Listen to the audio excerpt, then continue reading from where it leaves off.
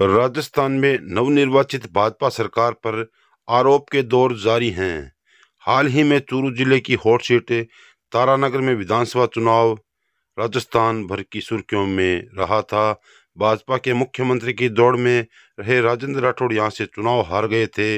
राजस्थान में भाजपा की सरकार बन चुकी है और भजनलाल शर्मा मुख्यमंत्री बन चुके हैं। नई सरकार में जब ट्रांसफर की लिस्ट खुली तो कांग्रेस कार्यकर्ताओं और विधायक नरेंद्र बुढ़ानी ने राजेंद्र राठौड़ पर सत्ता के दुरुपयोग का आरोप लगाते हुए कहा कि सारे ट्रांसफर एक जाति विशेष को टारगेट कर किए जा रहे हैं। नरेंद्र बुढ़ानी ने कहा कि लोकतंत्र में हार जीत होती रहती है, लेकिन चुनाव के बाद ये कहां तक ठीक है कि जिन लोगों ने नरेंद्र बुढ़ानी को वोट किया है उन्हीं का ट्रांसफर किया जाएगा।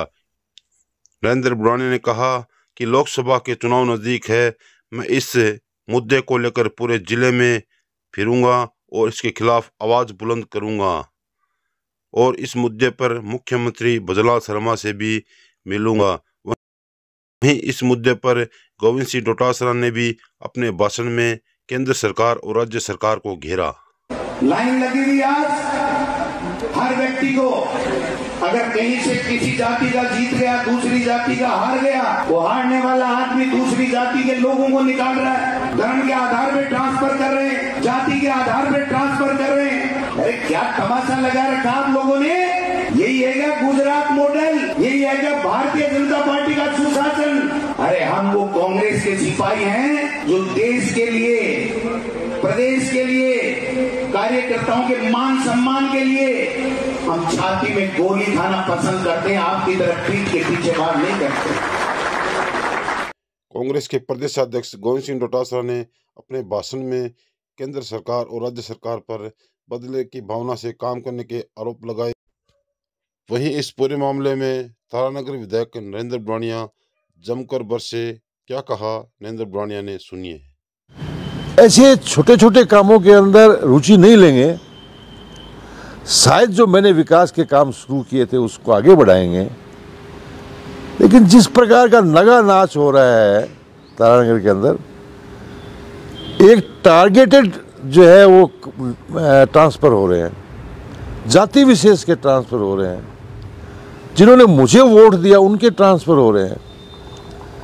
तो ये जनतंत्र में बहुत गलत है, अन्याय है और ये सहन के बाहर की बात है।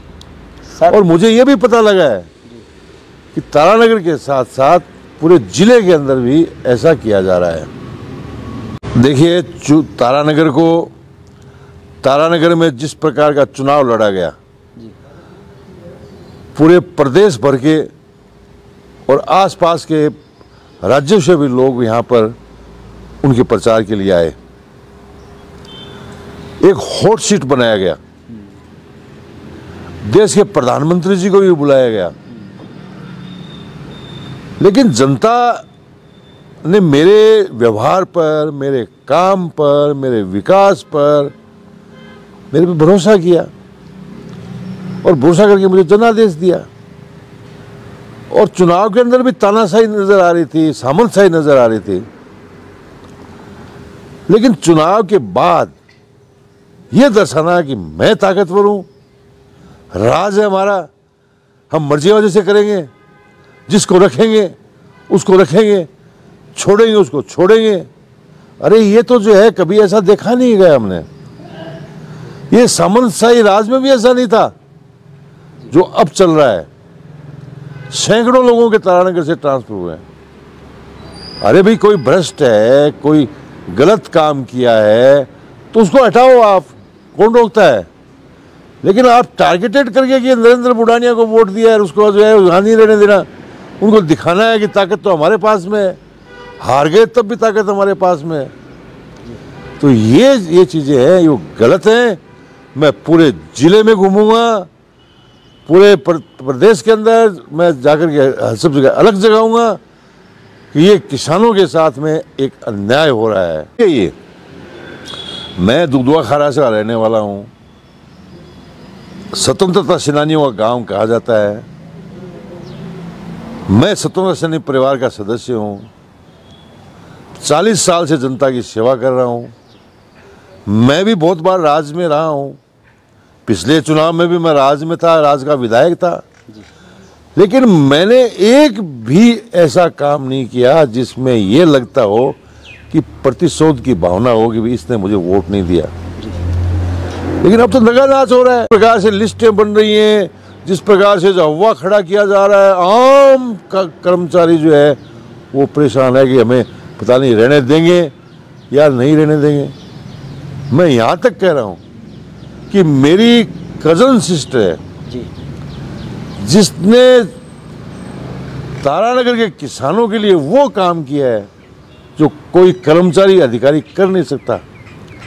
जब टीडी आई थी तो रात को 12 बजे तक 1 बजे तक महिला होकर के लोगों के बीच में किसानों के खेतों में खड़ी रही वो, और उसको जो चुनाव के अंदर चैलेंज कर दिया कि आपका पहले लिस्ट में ट्रांसफर होगा। उसने कहा भी मैं तो उनके परिवार की सदस्य हूँ, मैं कहाँ जा सकती हूँ, आप करेंगे तो करेंगे।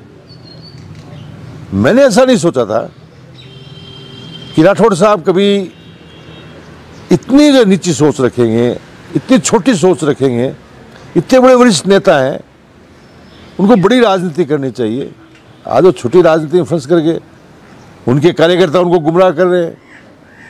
आज सरकार बनी है, सरकार में हमने भी जो है सरकार को कहा है कि भी कहा था कि भी आप जो है आपको जनादेश मिला है, हमें स्वीकार है, आप रचनात्मक काम करोगे, हम आपका सहयोग करेंगे।